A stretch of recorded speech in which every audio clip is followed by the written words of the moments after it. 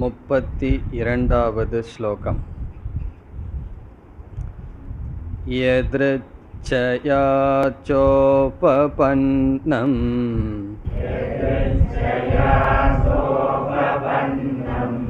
ஸ்வர்கத்வாரமபாவ்ருதம்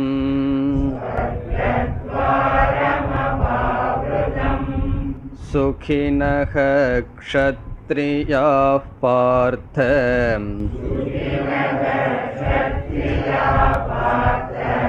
லபந்தே யுத்தமீத்ருஷம்.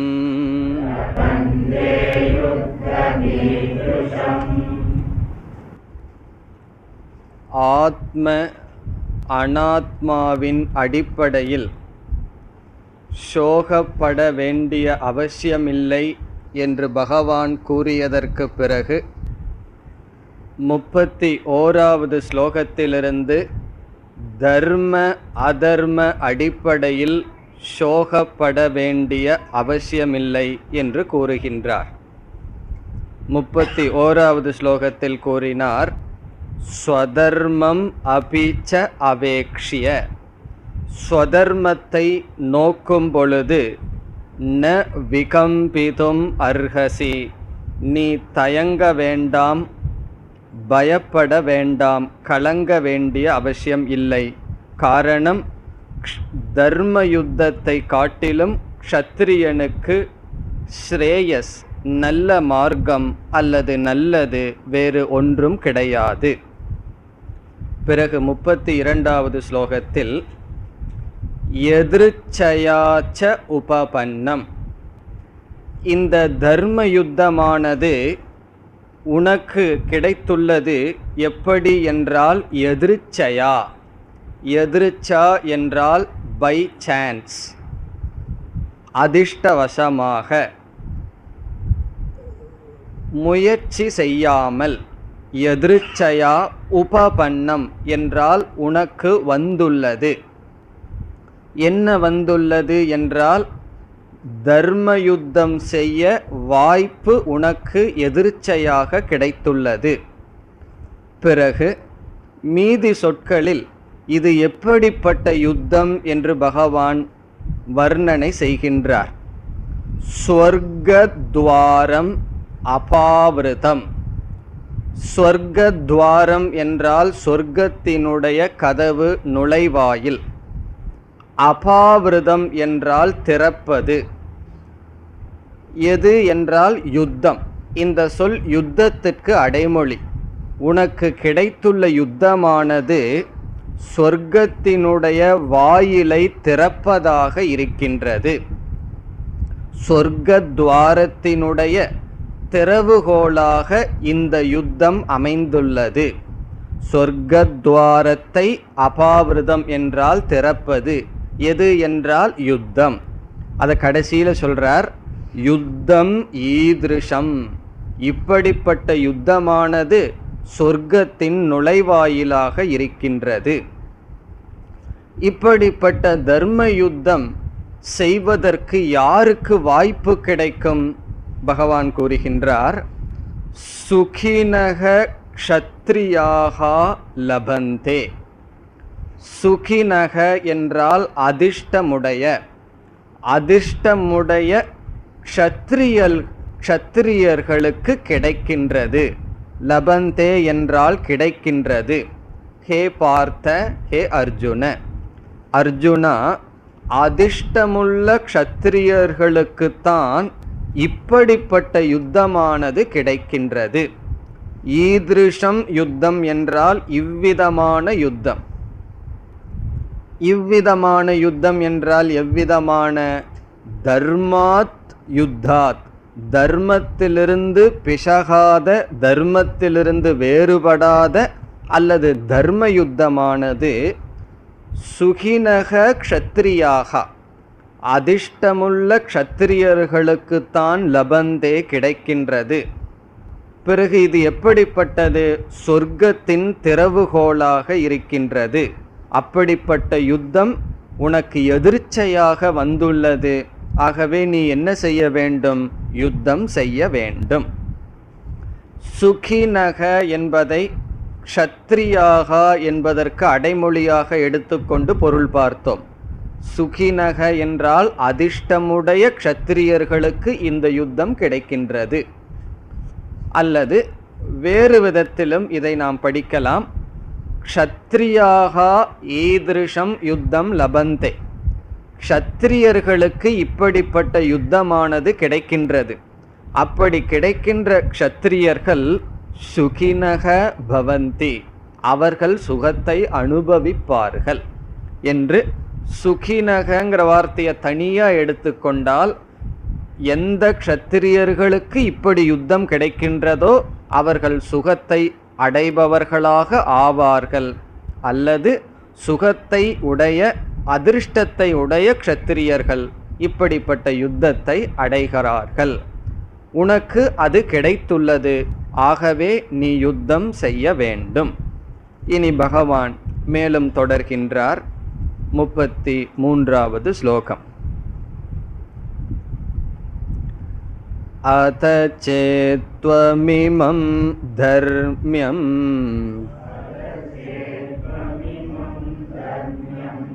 சங்கிராமம் ந கரிஷ்யசி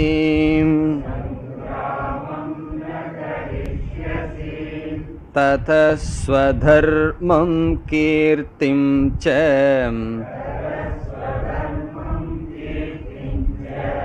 ஹித்வா பாபமவாப்ஸ்யசி.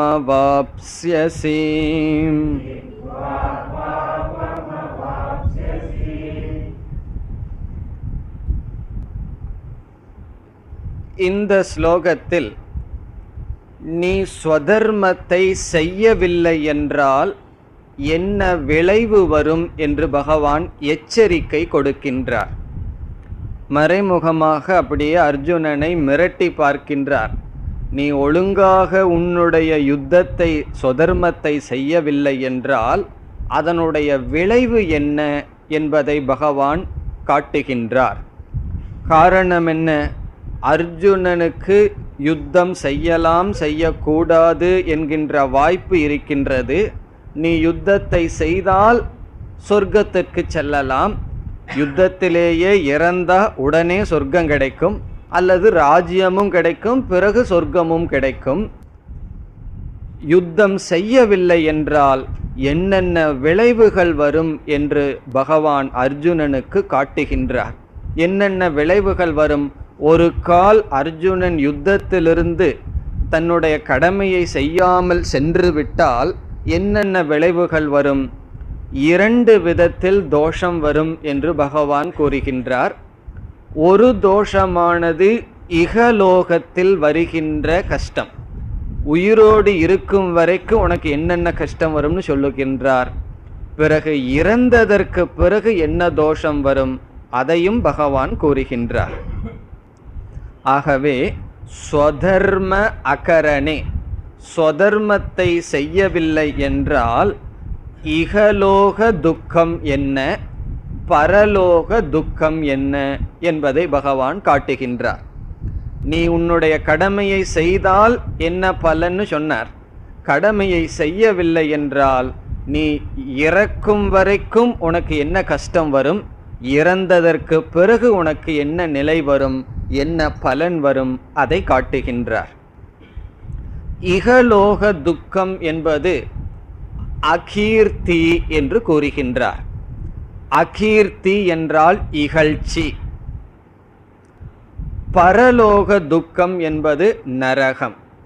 இறந்ததற்கு பிறகு சொதர்மத்தை செய்யாத காரணத்தினால் நரகத்திற்கு போவாய், அதாவது பாபத்தை அடைந்து நரகத்திற்கு போவாய். பிறகு இங்கு எப்படி இருக்கும்னா உனக்கு இந்த பூமியும் நரகமாகத்தான் இருக்கும். காரணம் அகீர்த்தியானது உனக்கு வரும்.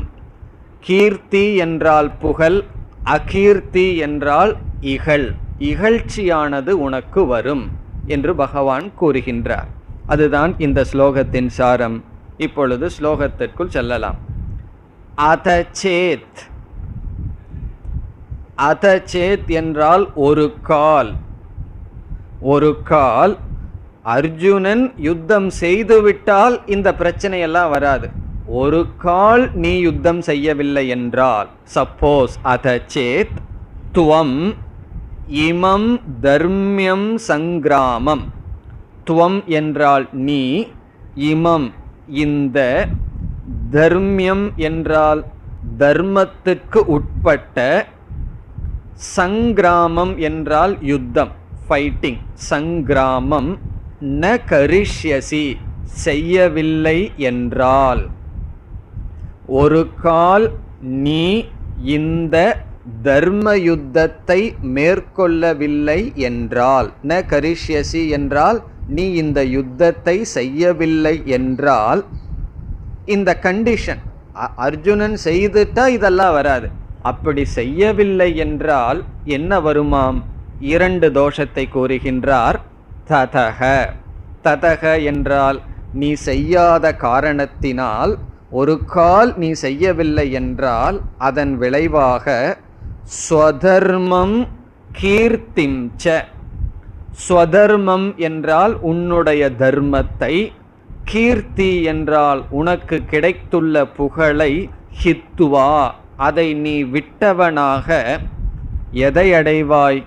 பாபம் அவாப்ஸ்யசி, பாபத்தை நீ அடைவாய்.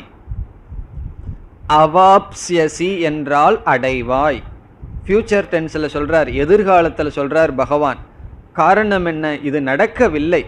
அப்படி நீ நடந்தால், யுத்தம் செய்யவில்லை என்றால் இவ்விதம் நடக்கும். எவ்விதம் நடக்கும்? பாபத்தை நீ அடைதல் என்பது நடக்கும். பிறகு உன்னுடைய சொதர்மத்தை நீ விட்டவன் ஆவாய். உன்னுடைய கீர்த்தியை, புகழையும் நீ விட்டவன் ஆவாய். உனக்கு இகலோகத்தில் புகழ் போகும், பரலோகத்தில் நரகமானது உனக்காக திறந்திருக்கும். முன் ஸ்லோகத்தில் சொர்க்கத்வாரம், இங்கு நரகத்வாரம் தான் உனக்கு திறந்திருக்கும். இங்க நரகம்ங்கிற வார்த்தையை சொல்லல, பாபம்ங்கிற வார்த்தையில நரகத்தை குறிக்கின்றார். அது பரலோக பலத்தை குறிக்கின்றது. இது பகவான் அர்ஜுனனுக்கு ஒரு எச்சரிக்கை விடுக்கின்றார். பிறகு அடுத்த ஸ்லோகத்தில் பகவான் நரகத்துக்கு போறதுங்கிறது இறந்ததற்கு பிறகு, அதை யார் நாம் இப்பொழுது பார்த்தார்கள்? இப்போ ஒருவர் தவறு செய்கிறார்னா நரகத்துக்கு போவ செய்யாதேனா அது அவருக்கு தெரியாது. இகலோகத்தில் இந்தந்த கஷ்டம் வரும்னா தான் செய்வதற்கு பயந்து கொள்வார்கள். நீ ஒரு தப்பு செய்கிறையே, போலீஸ் பிடிச்சுக்குன்னா பயந்துக்குவான்.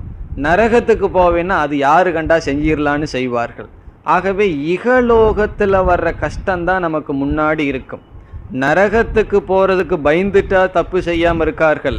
இங்கே சில ஆளுகள் இருக்காங்க, அவங்க மாமூல் கொடுத்தா வாங்கிக்கலைன்னா மாட்டிக்குவோம்னு பயந்துட்டு செய்யாமல் இருப்பார்கள். ஆகவே இகலோகத்தில் வர்ற பயத்தினால தான் பலர் தர்மப்படி வாழ்கிறார்கள். இங்கே இகலோகத்தில் உனக்கு என்ன நஷ்டம் வரும்னு சொன்னார் பகவான்? கீர்த்தியை இழந்து விடுவாயின்னு சொன்னார். ஆகவே பகவான் அதை விளக்குகின்றார் அடுத்த ஸ்லோகங்களில். நீ யுத்தம் செய்யவில்லை என்றால் இகலோகத்தில் உனக்கு எப்படிப்பட்ட நஷ்டமெல்லாம் வரும், அதை பகவான் விளக்குகின்றார் அடுத்த ஸ்லோகம். அகீர்த்திம் சாபி பூதானி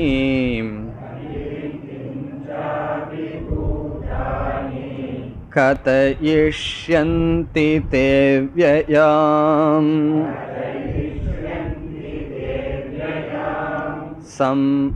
சம்பாவிதஸ்ய ச கீர்த்திஹி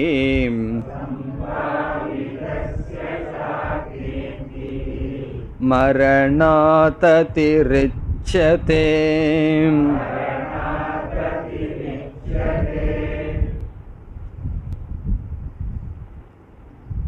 இந்த ஸ்லோகத்தில் கீர்த்தி லோபத்தை பகவான் விளக்குகின்றார். பகவான் இகலோகத்தில் உனக்கு இப்படிப்பட்ட துக்கம் வரும் என்று எதை வேண்டுமானாலும் கூறலாம். உனக்கு ராஜ்யம் கிடைக்காது என்று சொல்லலாம், நீ ஏழ்மையாக இருக்க வேண்டும் என்றெல்லாம் சொல்லியிருக்கலாம். சொன்னால் அர்ஜுனன் என்ன சொல்லுவான்?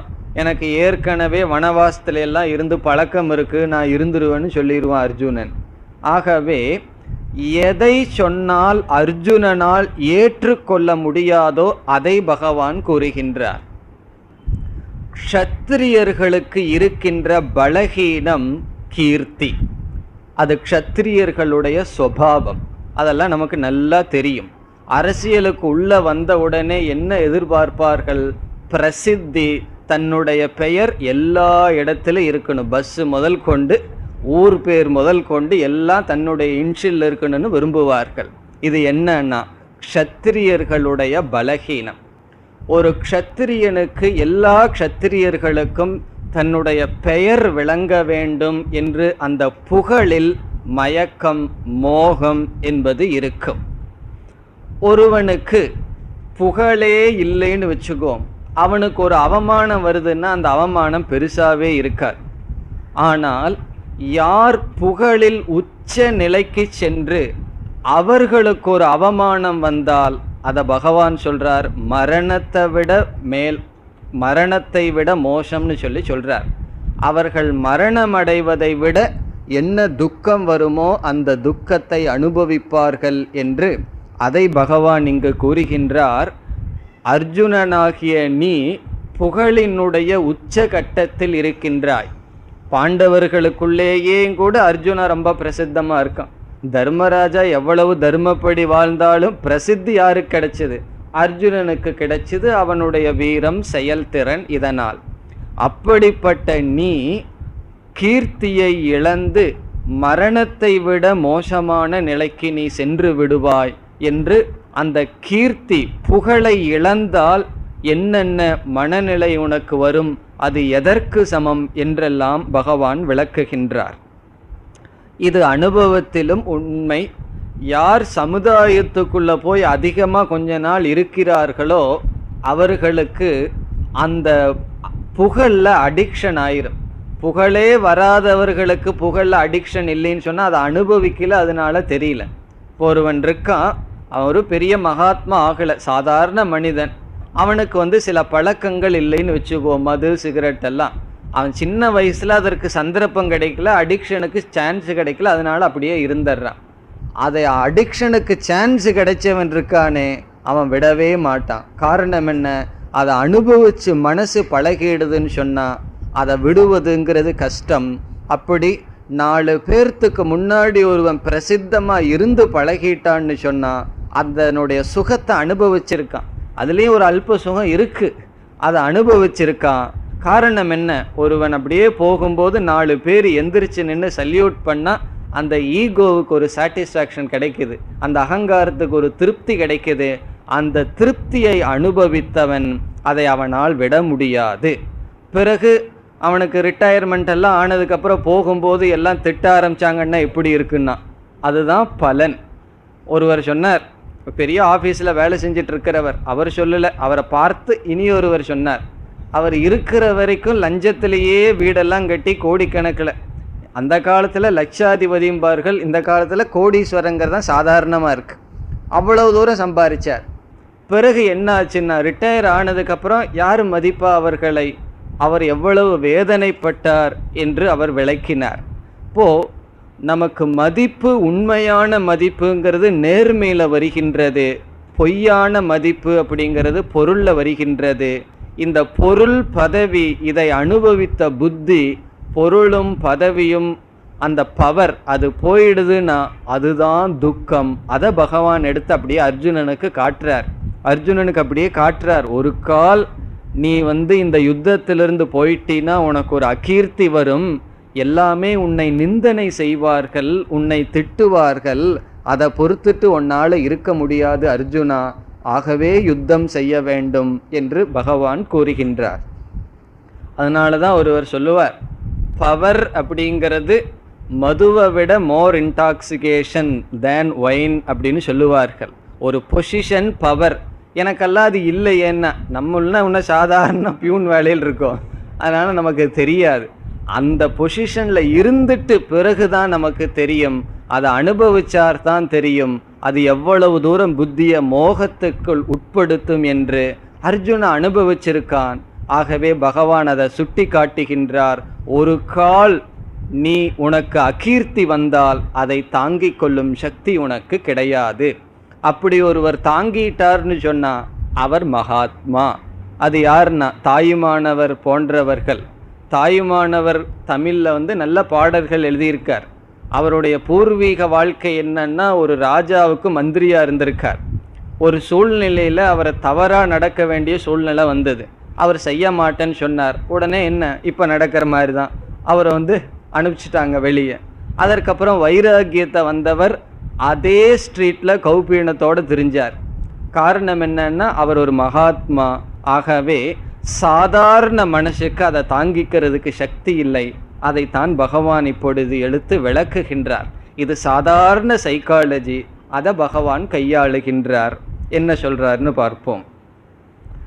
அகீர்த்திம் சாபி பூதானி கதயிஷ்யந்தி. கதயிஷ்யந்தி என்றால் சொல்வார்கள். பூதானி என்றால் எல்லா மனிதர்களும், எல்லா ஜீவராசிகளும், எல்லா மனிதர்களும் கதயிஷ்யந்தி பேசுவார்கள். பேசுறதுக்கு தானே டேக்ஸ் எல்லாம் கட்ட வேண்டியது இல்லையே, நாக்கு இருக்கு, வாய் இருக்கு, பேச வேண்டியது. பேசுவார்கள். என்ன பேசுவார்களாம்? அகீர்த்திம், இகழ்ச்சியை பேசுவார்கள். அது எப்படிப்பட்ட இகழ்ச்சினா, அவ்யயாம். அவ்யயாம்னா அந்த இகழ்ச்சியானது தொடர்ந்து இருக்கும், அதிக காலத்துக்கு பேசிக்கொண்டே இருப்பார்கள். அவ்யயாம்னா தீர்க்க காலம், தீர்க்க காலம், அதிக காலம் உன்னை பற்றியே பேசிக்கொண்டு இருப்பார்கள். அகீர்த்திம் சாபி பூதானி கதயிஷ்யந்தி. தே என்றால் உனக்கு, உன்னுடைய அல்லது உன்னை குறித்த அகீர்த்தியை பேசிக்கொண்டே இருப்பார்கள். அது பேசட்டுமே என்று அர்ஜுனன் கூறினால், இரண்டாவது வரையில் பகவான் சொல்றாரு, என்னத்தன இகழ்வார்கள், இகழ்ந்து கொண்டு போகட்டுமே என்று அர்ஜுனன் பேசினால் பகவான் சொல்றார், சம்பாவிதஸ்ய அகீர்த்திகி.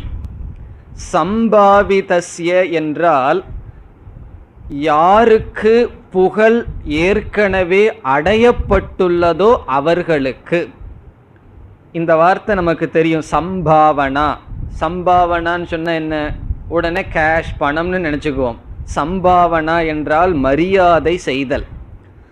சம்பாவிதஸ்ய என்றால் மரியாதையை, புகழை, ஹானர், அதை அடைந்தவனுக்கு உனக்கு அகீர்த்தி இகழ்ச்சியானது மரணாத் அதிரிச்சதே, அது மரணத்தை காட்டிலும் கொடியது.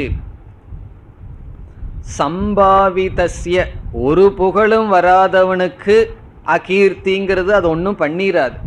ஆனால் புகழை அடைந்தவனுக்கு, மானத்தை அடைந்தவனுக்கு அகீர்த்தியானது என்னாகும்னா மரணாத், அது மரணத்தை காட்டிலும் அதிரிச்சதேன மிக மிக மோசமானது. அது மரணத்தை விட மோசமானது, அதற்கு இறந்து விடுவதே மேல். ராமாயணத்தில் தசரதன் இறந்ததற்கு பல காரணம் சொல்லலாம். ஒரு காரணம், அவனுக்கு கீர்த்தியிலும் பற்று இருந்தது. காரணம் என்ன? நான் வரம் கொடுக்கின்றேன் என்ற வார்த்தையை சொல்லிவிட்டேன், இப்பொழுது நான் வரத்தை கொடுக்க மாட்டேன் என்று சொல்லிவிட்டால் அடுத்த தலைமுறைகள் சத்தியத்திலிருந்து தவறியவன் என்று என்னை பேசி எனக்கு அகீர்த்தி வந்துவிடும். ஆகவே நான் ராமனுடைய பிரிவை ஏற்றுக்கொள்கிறேன், ஏற்றுக்கொண்டு இறந்து விட்டார். அவ்விதம் க்ஷத்திரியர்கள் அப்படிப்பட்ட மரணத்தை ஏற்றுக்கொள்வது உத்தமம், என நல்லதுக்காக இறந்தார். அவ்விதம் க்ஷத்திரியர்களுக்கு கீர்த்தியில், பெயரில் அதிக பற்று இருக்கும். நீ அப்படிப்பட்ட புகழை அடைந்தவன், புகழை அடைந்த உனக்கு இகழ்ச்சியானது மரணத்தை விட மோசமானது. மேலும் பகவான் அடுத்த ஸ்லோகத்தில் பேசுகின்றார், பயாத் ரணாத்து பரதம்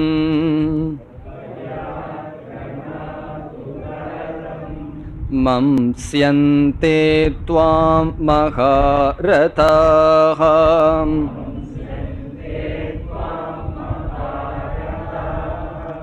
யேஷாம் ச த்வம் பகுமதஹ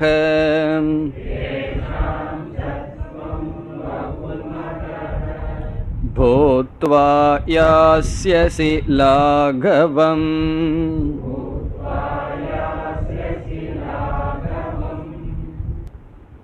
உனக்கு இகழ்ச்சி வரும் என்று பகவான் கூறியவுடன் ஒரு கால் அர்ஜுனன் நினைக்கலாம், அது எப்படி உங்களுக்கு தெரியும் எனக்கு இகழ்ச்சி தான் வரும் என்று? இந்த யுத்தத்திலிருந்து சென்று விட்டால் மற்றவர்களெல்லாம் என்னை ஏன் புகழ மாட்டார்கள்? இவன் ஒரு கருணாமூர்த்தி, இவன் ஒரு கருணையினால் இரக்கத்தினால் எல்லாவற்றையும் விட்டு சென்று விட்டானே என்று மற்றவர்கள் என்னை புகழலாம் அல்லவா என்று அர்ஜுனன் நினைத்தால், அதற்கு பகவான் சொல்றார், நீ யுத்தத்திலிருந்து சென்று விட்டால் கிருபையினால் அவர்கள் மீது இருக்கின்ற இரக்கத்தினால் சென்றதாக யாருமே பேச மாட்டார்கள். பிறகு எதன் காரணமாக யுத்த களத்திலிருந்து சென்றுள்ளாய் என்று பேசுவார்கள். சொல்றார், பயாத் ரணாதுபரதம், பயந்து கொண்டுதான் நீ சென்று விட்டாய் என்று பேசுவார்கள். நீ நினைத்து கொள்ளலாம், இரக்கத்தினால் தான் நான் சென்று விட்டேன் என்று நீ நினைக்கலாம், நீ பயமில்லாமல் செல்லலாம். ஆனால் மற்றவர்கள் அப்படி பேச மாட்டார்கள். கர்ணன் எல்லாம் சும்மா இருப்பானா? என்னை பார்த்துட்டு பயந்துட்டு தான் போனான்னு சொல்லுவான். கர்ணன் அல்ல, முன்னாடி இருக்கிற படை வீரனும் கூட சொல்லுவான், என்னுடைய மீசையை பார்த்துட்டு பயந்துட்டு போயிட்டான் அர்ஜுனன், நான் மீசையை முறுக்கிட்டு நின்னேன்னு சொல்லுவான். ஆகவே எல்லோரும் அதை சந்தர்ப்பமாக பயன்படுத்தி கொள்வார்கள். இது அந்த காலத்திலையும் சரி இந்த காலத்திலையும் சரி, அந்த சூழ்நிலையில் தனக்கு சாதகமாக பயன்படுத்தி கொண்டு என்ன சொல்வார்களாம்? பயாத், பயத்தினால், ரணாத், யுத்த களத்திலிருந்து, உபரதம், விலக்கி கொண்டான். மம்ஸ்யந்தே, மம்ஸ்யந்தே என்றால் நினைப்பார்கள். பிறகு சொல்லுவார்கள், யார்?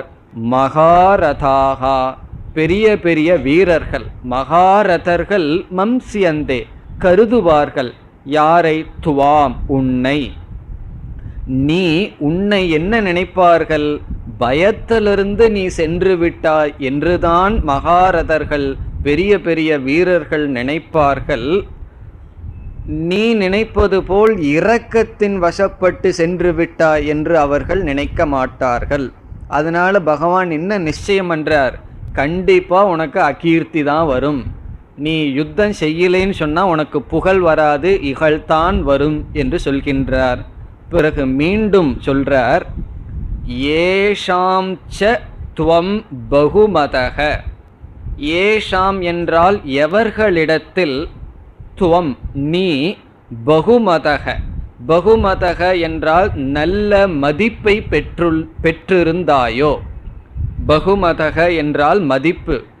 எவர்களிடத்தில் நல்ல மதிப்பை பெற்றிருந்தாயோ அவர்களிடத்திலேயே நீ கீழ்மையை அடைவாய். பூத்வா என்றால் நல்ல மதிப்பை அடைந்துள்ளாயோ, யாஸ்யசி லாகவம், அவர்களிடத்தே லாகவத்தை நீ அடைவாய். லாகவம் என்றால் சிறுமை. நம்ம ரொம்ப அவன் சீப்பா போயிட்டான்னு சொல்றமே, அதுதான். நீ ரொம்ப சீப்பா போயிருவ. யாருக்கு? யாரெல்லாம் உன்னை பெரிய ஆளு, ரொம்ப உயர்ந்தவன்னு நினைத்தார்களோ அவர்களிடத்திலேயே நீ மிக மிக சிறுமைப்பட்டு போய்விடுவாய். என்ன அப்படி ஒரு வார்த்தை சொல்லிட்டாங்கன்னு வச்சுக்குவோம், யூடியூப் ரூட்டர்ஸ்ன்னு சொன்ன மாதிரி, நீயா இப்படி பண்ணிட்ட அப்படின்னு சொன்னால் அதற்கு மேலே என்ன வார்த்தை வேண்டும்? காரணம் என்ன? நம்மீது அவ்வளவு ஒரு அபிமானமும் உயர்ந்த எண்ணமும் வைச்சிருந்து நாம் அதற்கு தகுந்தாற்போல் நடந்து கொள்ளவில்லை என்றால் பிறகு என்னாகும்னா அதை விட மோசமானது, மரணத்தை விட அது கீழானது.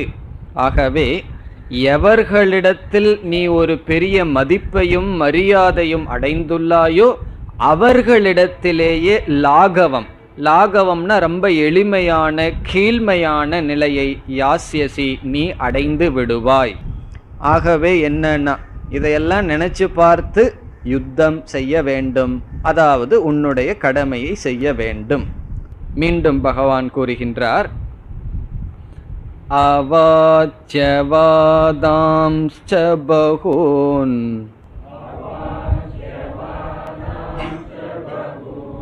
வதிஷ்யந்தி தவாஹிதாஹ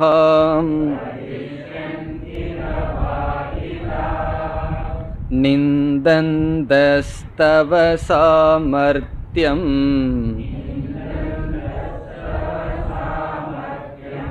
ததோ துக்கதரன்னு கிம்.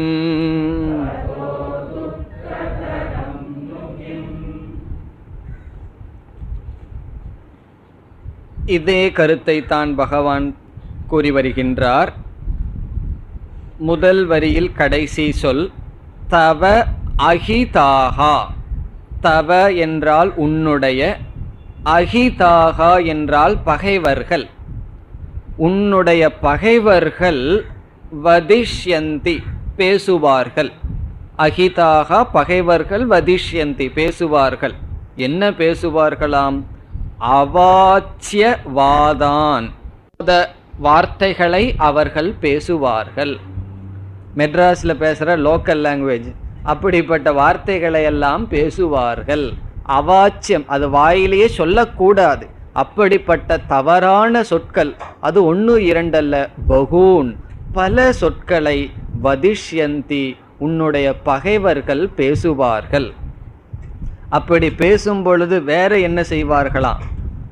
தவ சாமர்த்தியம் நிந்தந்தக, உன்னுடைய சாமர்த்தியத்தை, உன்னுடைய திறமையை, நிந்தந்தக அவர்கள் நிந்தனை செய்பவர்களாக, உன்னுடைய சாமர்த்தியத்தை திட்டுபவர்களாக, கீழ்மைப்படுத்துபவர்களாக, வாயில் சொல்ல முடியாத சொற்களையெல்லாம் பேசுவார்கள். பிறகு சொல்றார், இதை கேட்பதை காட்டிலும் வேற ஏதாவது துக்கம் இருக்கின்றதா அர்ஜுனா என்று பகவான் கேட்கிறார். கேட்கிறார்னு சொன்னா ஆக்ஷேபம் பண்றார். இதை காட்டிலும் வேற ஏதாவது துக்கம் இருந்துட முடியுமானா இதுதான் துக்கம். ததோ துக்கதரம் நுகிம், ததக என்றால் இதை காட்டிலும், அவாச்சியமான கடுமையான சொற்களை உன்னை குறித்து கேட்பதை காட்டிலும் துக்கதரம் வேறு துக்கமானது கிம் இருக்கின்றதா என்றால் இல்லை. இந்த சொல் யாருக்கு புரியும்னு சொன்னா, யாருக்கு அந்த புகழ்ல அபிமானம் இருக்கோ அவங்களுக்கு புரியும். எல்லாம் ரொம்ப மரக்கட்ட மாதிரி புத்தி இருக்கிறவங்களுக்கு என்னமோ சொல்லிட்டு போகட்டுன்னு விட்டு விடுவார்கள். இந்த சென்சிட்டிவ் மைண்டு யாருக்கு இருக்கோ அவங்களுக்கு தான். க்ஷத்திரியனுக்கெல்லாம் அந்த புத்தி இருக்கின்றது, தன்னுடைய பெயரை காப்பாற்றணுங்கிற எண்ணம் இருக்கின்றது. அப்படிப்பட்ட உனக்கு, அப்படிப்பட்ட மனதை உடைய உனக்கு இதை காட்டிலும் துக்கம் வேறு ஏதாவது இருக்குமா? ஆகவே இகலோகத்தில் நீ உன்னுடைய கடமையை செய்யவில்லை என்றால் நீ நிம்மதியாக வாழ முடியாது. ஆகவே அடுத்த ஸ்லோகத்தில் பகவான் முடிவுரை செய்கின்றார் இந்த கருத்தை. ஹதோ வா ப்ராப்ஸ்யசி ஸ்வர்கம்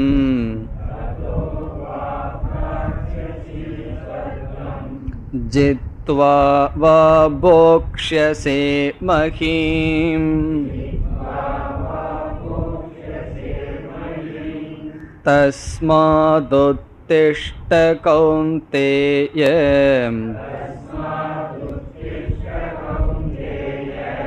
யுத்தாய கிருத நிச்சயஹ.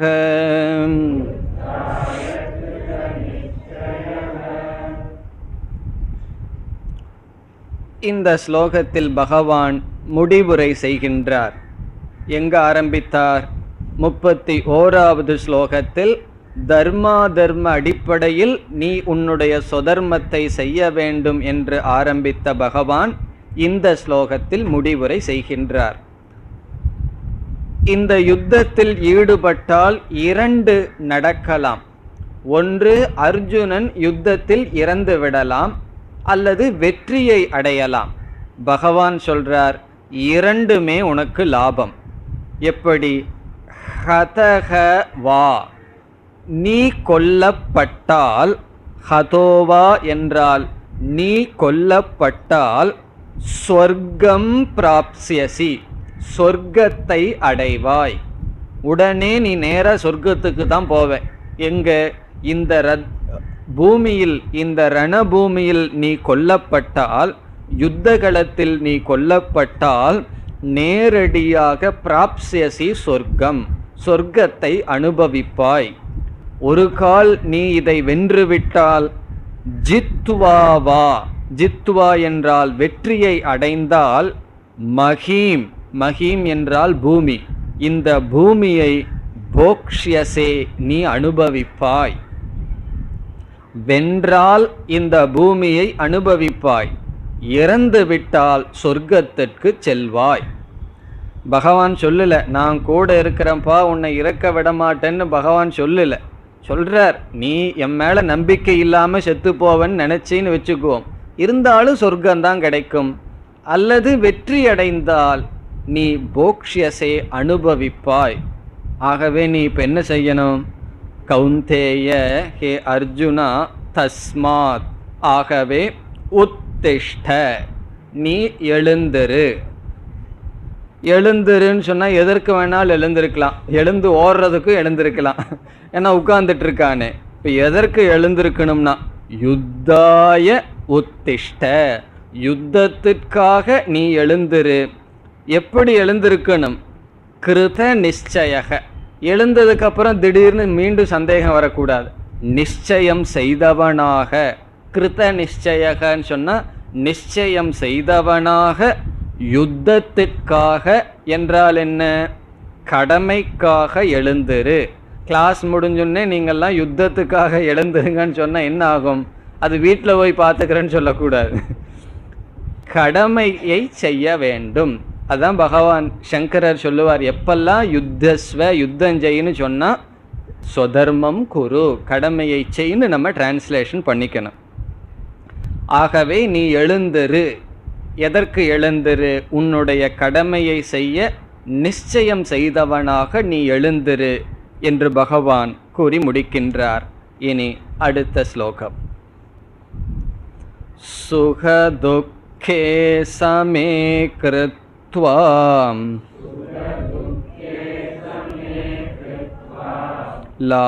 லாபாலாபோ ஜயா ஜயோ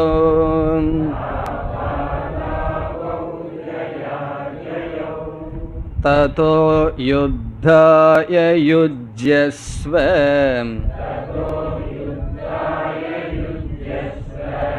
நைவம் பாபமவாப்ஸ்யசி.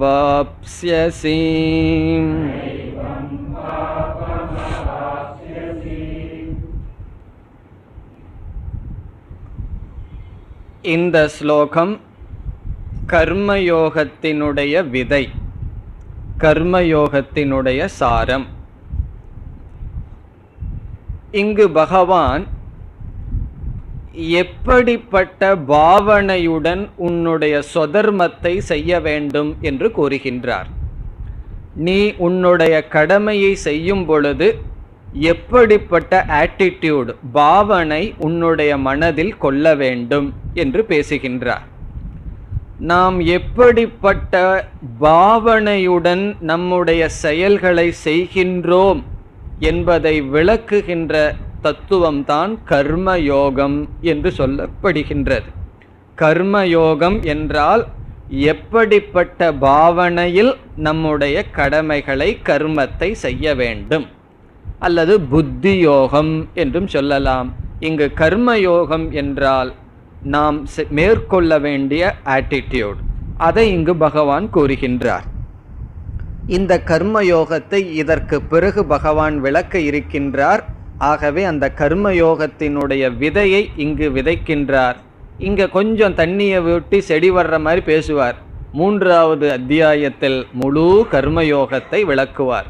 ஆகவே இதுவரை ஆத்ம அனாத்ம தத்துவம் முடிந்து, பிறகு தர்மாதர்ம அடிப்படையில் கடமையை செய்ய வேண்டும் என்ற கருத்து முடிந்து கர்மயோகமானது துவங்குகின்றது. அதற்கு இது சாரமான ஸ்லோகம். இப்பொழுது ஸ்லோகத்திற்குள் செல்லலாம்.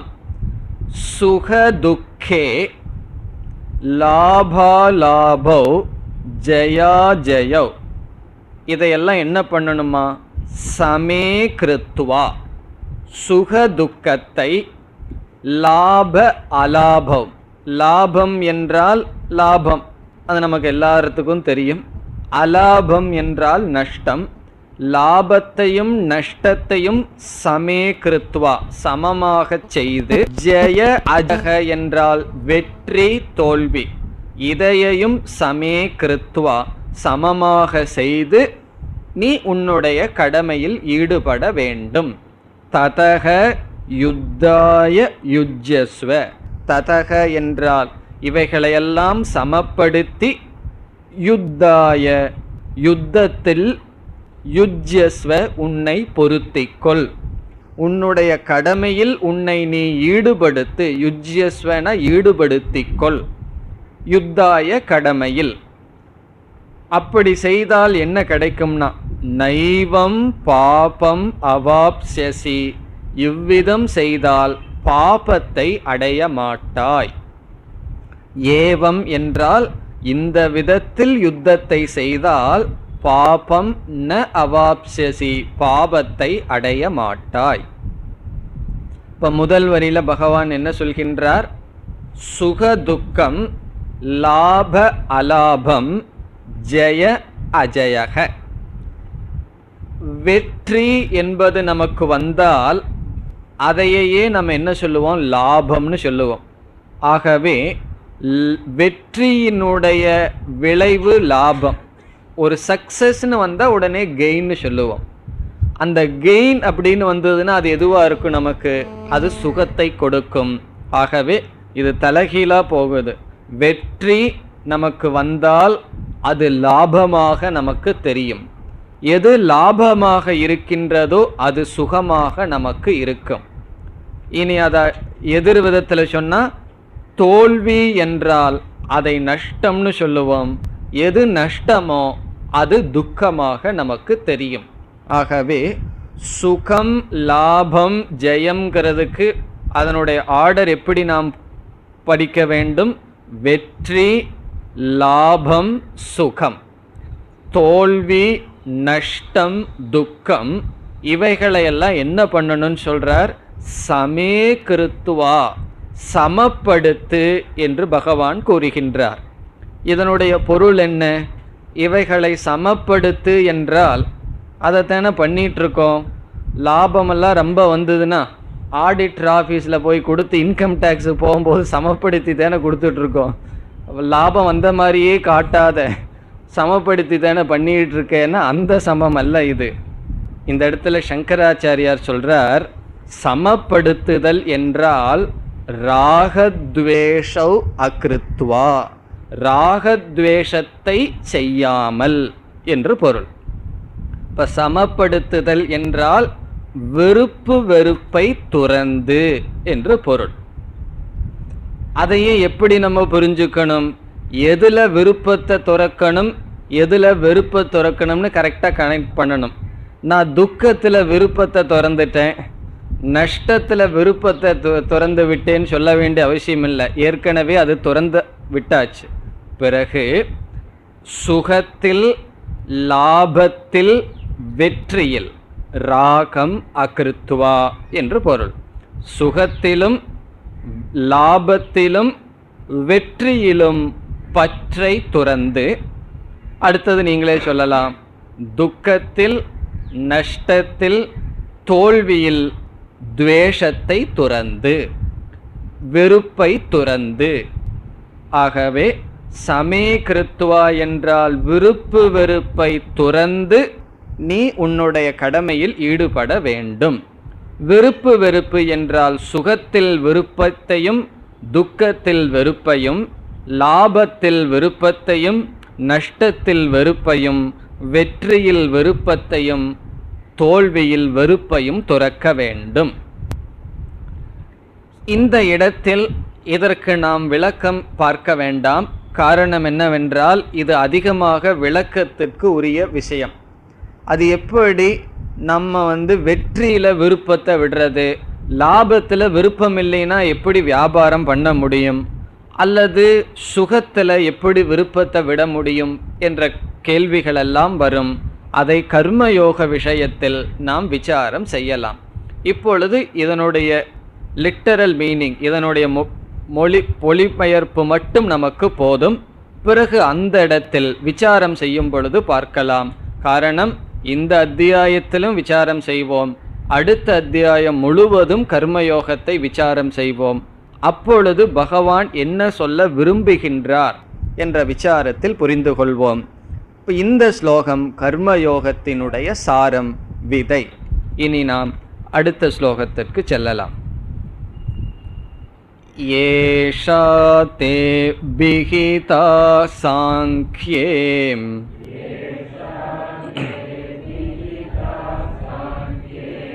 புத்திர் யோகே த்விமாம் ஸ்ருணு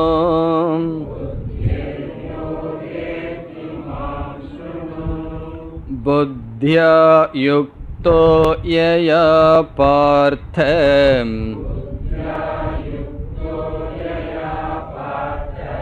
கர்மபந்தம் பிரகாஸ்யசி.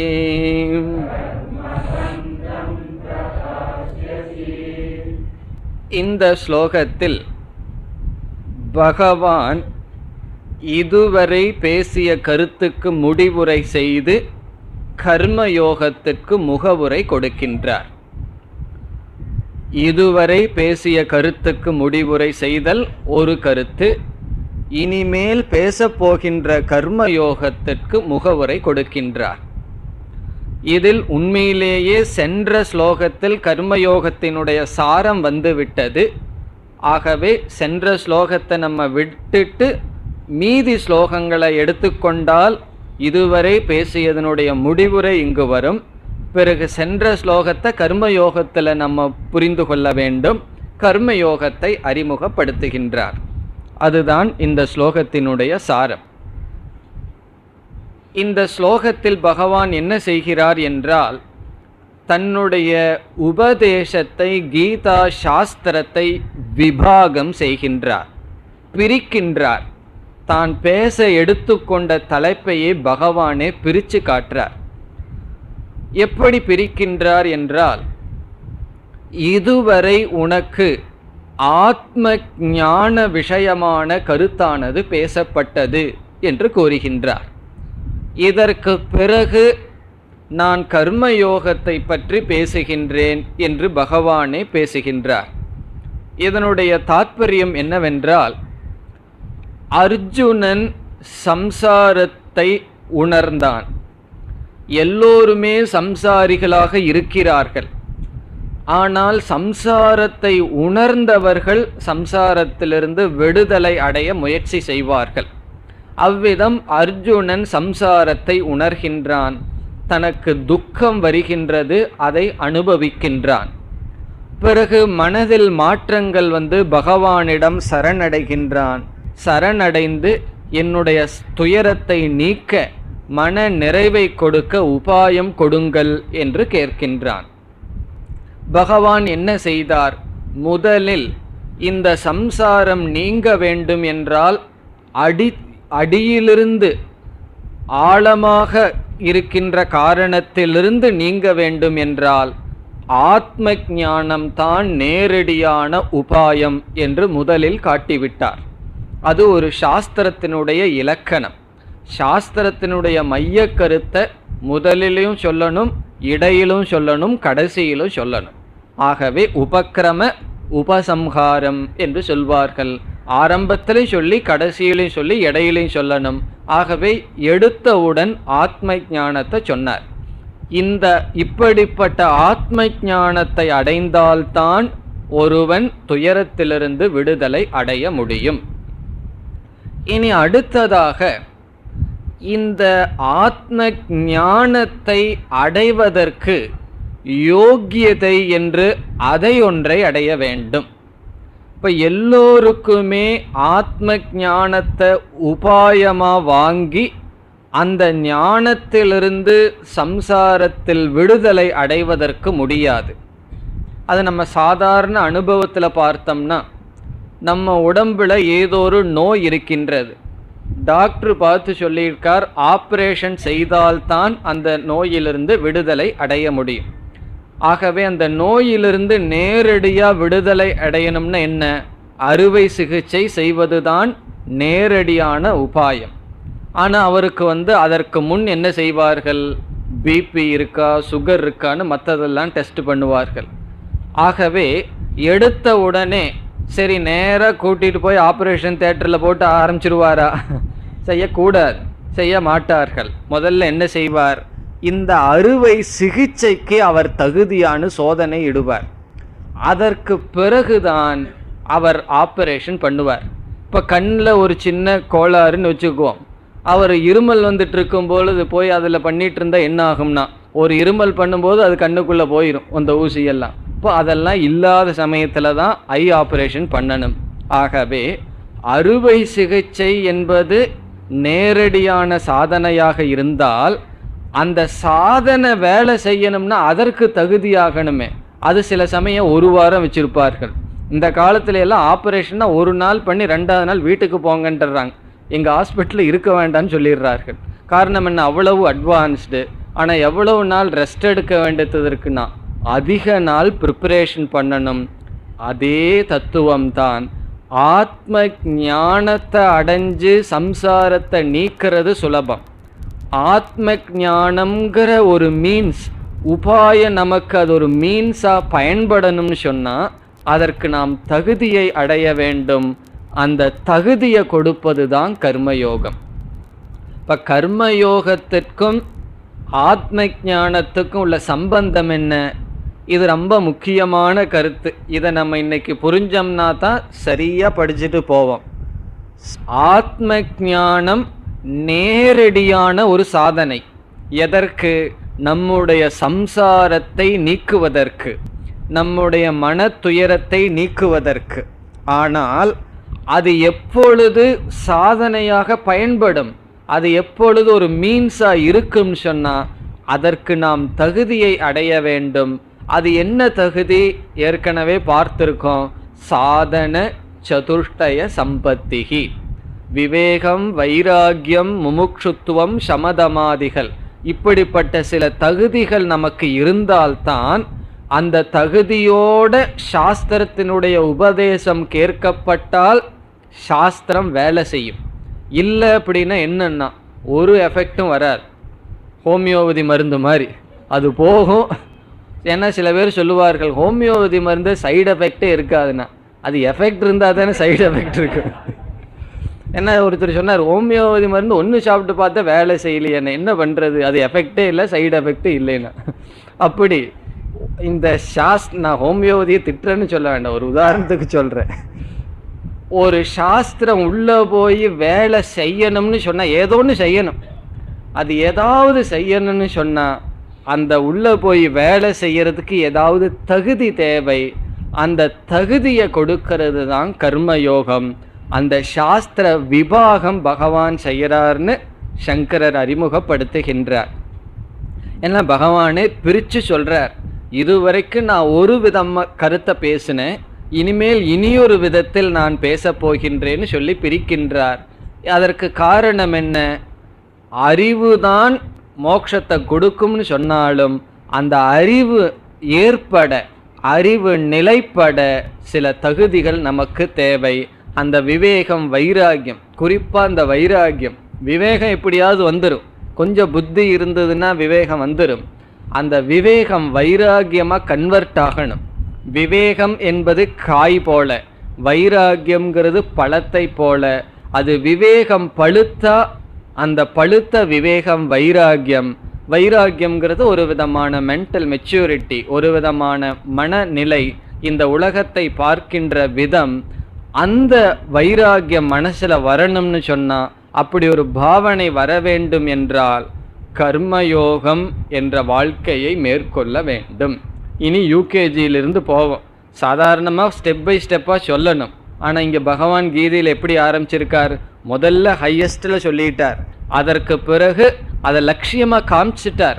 ஏன் அப்படி சொன்னார்னா பகவான் தெரியாமல் தப்பு பண்ணினார்னல்ல, இதுதான் லட்சியம், ஆத்ம ஞானத்தை தான் நீ அடையணும்னு காமிச்சிட்டார். பிறகு அதை அடையணும்னு சொன்னால் நீ எங்கிருந்து துவங்கணும், கர்மயோகத்திலிருந்து துவங்கி கர்மயோகம்ங்கிற சாதனையின் மூலமாக ஆத்ம ஞானத்திற்கு வரணும். இந்த ஆத்ம ஞானத்தை தான் ஞான யோகம் என்று நாம் கூறுகின்றோம். ஆகவே 2 யோகம் சாஸ்திரத்தில் இருக்கின்றது. ஒன்று கர்ம யோகம், இனி ஒன்று ஞான யோகம். இந்த 2க்குள்ள சம்பந்தம் என்ன? கர்மயோகம் நாம் ஞான யோகத்தில் கொண்டு விடும், ஞான யோகம் நம்மை மோட்சத்தில் கொண்டு விடும். மோட்சம் எங்கே கொண்டு போய் விடுன்னு கேட்கக்கூடாது, அது அதோட முடிவு, அதுக்கு மேலே போக வேண்டிய இடம் கிடையாது. இப்போ கர்மயோகமானது ஞான யோகத்தில் லிஃப்ட் பண்ணிவிடும். ஞான யோகம் மோட்சத்தை கொடுக்கும். மோட்சத்தை அடையிறதுக்கு மேலே ஒன்றும் கிடையாது. இப்போ கர்மயோகம்னா என்ன, அதெல்லாம் இந்த அத்தியாயத்திலையும் பார்ப்போம், அடுத்த அத்தியாயத்திலையும் பார்ப்போம். ஞான யோகம் என்றால் ஸ்ரவண மனன நிதித்தியாசனம் என்கின்ற சாதனை. சாஸ்திரத்தை படித்து சாஸ்திரத்தில் சொல்கின்ற அறிவை கேட்டல், பிறகு அதை சிந்தித்தல், பிறகு அதை அந்த ஞானத்தை நிலைப்படுத்துதல், இது ஞான யோகம் என்றும். கர்மயோகம் என்றால் அதை நம்ம ஏற்கனவே பார்த்தோம், லாபா லாபோ ஜயா ஜெயம்னு சொல்லி நாம் செய்கின்ற கடமைகளில், மற்ற செயல்களில் அல்லது நம்முடைய வாழ்க்கை முறையில் இருக்க வேண்டிய சில பாவனைகள், கடைபிடிக்க வேண்டிய சில நெறிகள். இப்போ நம்மளுடைய வாழ்க்கையிலிருந்து ஆரம்பிக்கின்றது. அந்த நெறியிலிருந்து ஆரம்பித்து பிறகு என்ன ஆகும்னா ஞானத்திற்கு தகுதியை அடைந்து பிறகு ஞான யோகத்தை நம்ம கேட்டோம் அப்படின்னா ஞானம் ஏற்படும், ஞான நிஷ்டை வரும், பிறகு மோட்சமானது கிடைக்கின்றது. இதைத்தான் பகவான் செய்கின்றார். ஸ்லோகத்திற்குள் செல்லலாம். ஏஷா தே அபிஹிதா சாங்கியே. புத்திஹி அப்படின்னு ஒரு சொல் இருக்கு. இதில் ஏஷா புத்திஹி என்று நாம் சேர்த்தி கொள்ள வேண்டும். ஏஷா என்பது முதல் சொல், சாங்கியே என்பதற்கு அடுத்தது ஒரு சொல் இருக்கு புத்திஹி. அந்த ரெண்டையும் அருகில் எடுத்துக்கொண்டு ஏஷா புத்திஹி என்றால் இந்த ஞானம். இந்த இடத்துல புத்தினா அறிவு, ஞானம். தே என்றால் உனக்கு, அபிஹிதா சொல்லப்பட்டது. இந்த ஞானம் உனக்கு சொல்லப்பட்டது. தே என்றால் உனக்கு, அபிஹிதா சொல்லப்பட்டது. இந்த ஞானம் என்றால் எதை குறித்தது? சாங்கியே. சாங்கியே என்ற சொல்லுக்கு பொருள் ஆத்ம தத்துவத்தை பற்றிய விஷயத்தில் என்று பொருள். சின்ன சொல்லுதான், அதிகமான அர்த்தம் இருக்கு.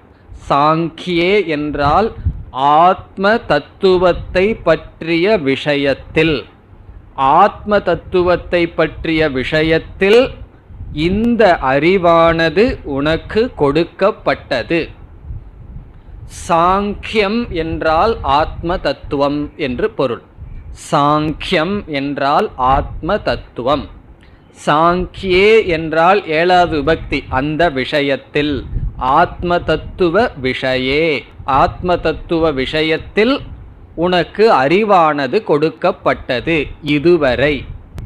அந்த இதுவரை அப்படிங்கிற சொல்லுல தர்மாதர்மத்தை பற்றி பகவான் பேசினாரே, இகல் இதெல்லாம் அதை விட்டுறணும். 11வது ஸ்லோகத்திலிருந்து 25வது ஸ்லோகம் வரைக்கும் தான் எடுத்துக்கொள்ளணும். ஆகவே இதுவரை ஆத்ம தத்துவ விஷயத்தில் உனக்கு அறிவானது புகட்டப்பட்டது. இனி பகவான் சொல்ல போறார், கர்மயோக விஷயத்தில் உனக்கு நான் சொல்ல போகின்றேன் என்று கூற இருக்கின்றார். அதை அடுத்த வகுப்பில் பார்ப்போம். ஓம் பூர்ணமத பூர்ணமிதம் பூர்ணாத் பூர்ணமுதச்யதே பூர்ணஸ்ய பூர்ணமாதாய பூர்ணமேவாவசிஷ்யதே. ஓம் சாந்தி சாந்தி சாந்தி.